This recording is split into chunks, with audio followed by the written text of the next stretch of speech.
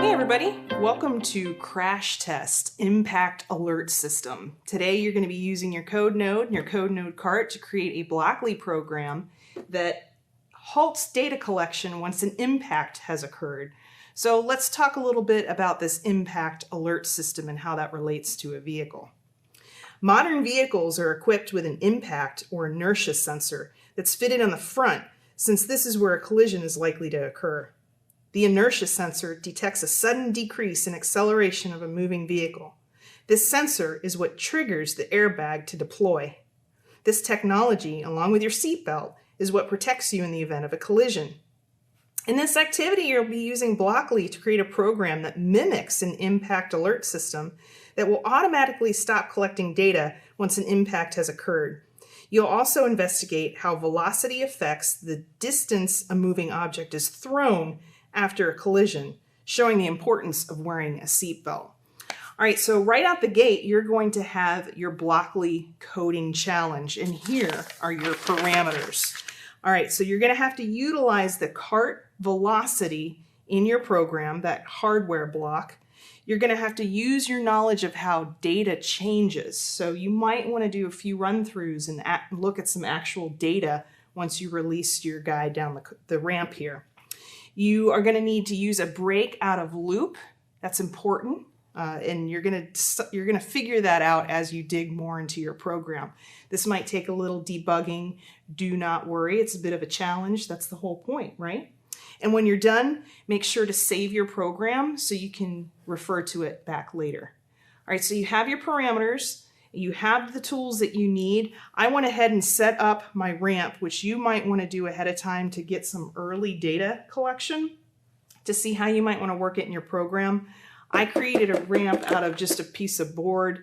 Whatever you have in your classroom will work. And you're going to need 3 books because you're going to do 1, 2, 3 in height, and then a book at the end for your impact or crash zone. All right, go for it. Make that program.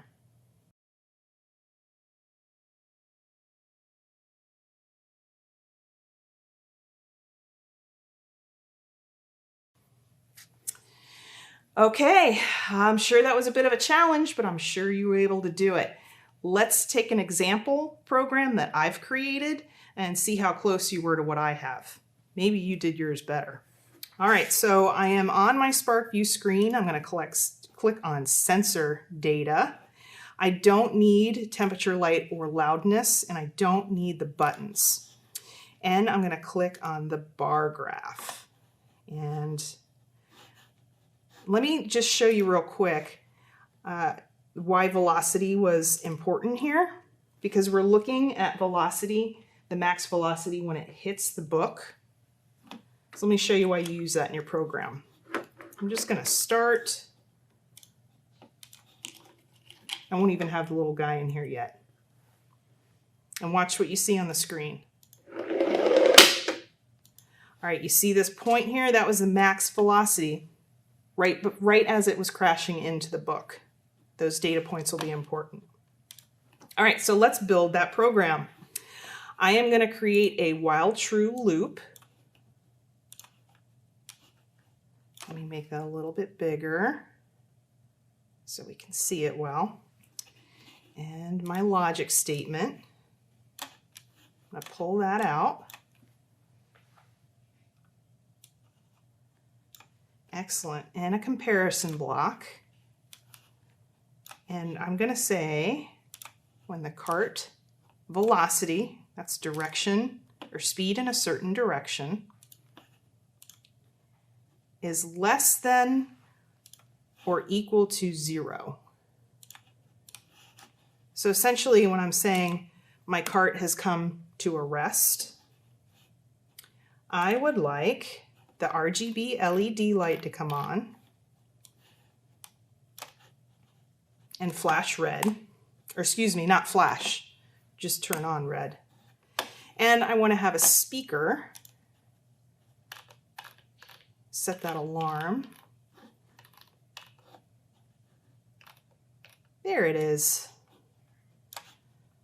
Let's put that up to 1,000 hertz so you guys can hear it in the video. And then here's my break out of loop. I'm going to pull that in and put it at the end here. But then I'm going to have an if-else statement. So if the cart velocity is at 0, the red light's going to come on and the speaker is going to come on with a loud alarm, and then it's going to break out a loop, which means it's going to stop collecting data. Else, I can just duplicate these. And if else, I want the light to be green and no sound at all. All right, so that's my example program. Let's see how that works when I roll it down the ramp.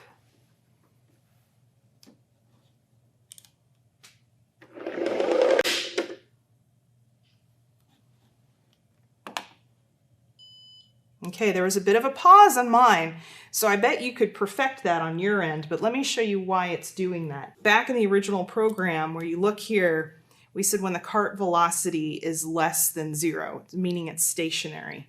I'm going to do a live run again where you're going to notice the cart, but we're going to look at the data so you can see what is triggering it to have the red RGB LED and that alarm. All right, so let's click start.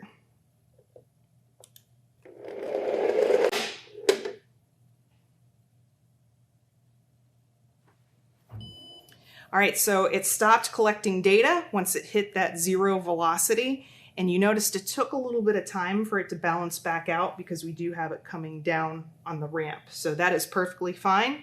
It stopped collecting data for us. So that is an example of the program that you could have created. But now you're going to dive in a little bit deeper with this activity, and you're going to answer a question.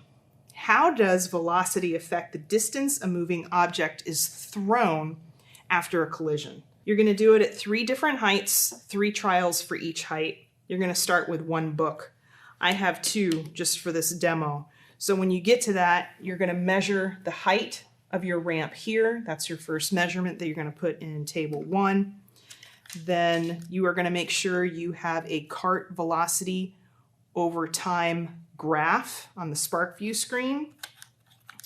And I made this nice little car seat for my driver. I'm going to start him up at the top here. I also have a measuring tape that I set up because you're going to actually measure the distance that our guy flies on impact. All right, so I am going to click start, release.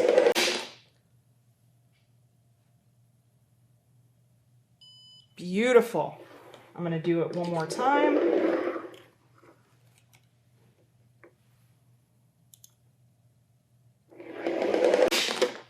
Haha.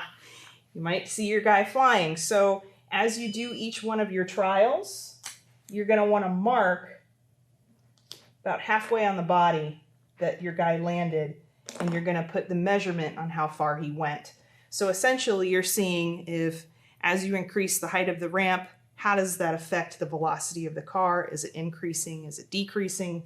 And based on that velocity, does that affect how far your little figure goes? And then you have your program set up so data collection stops, so you don't have to worry about that. One more tip, when you're looking for your max velocity, it is that top peak, and you can click on the coordinates tool, and it will give you that max velocity. Here it was 1.20 meters per second. Have a lot of fun with this one, guys. I certainly have a lot of fun doing this, and happy coding.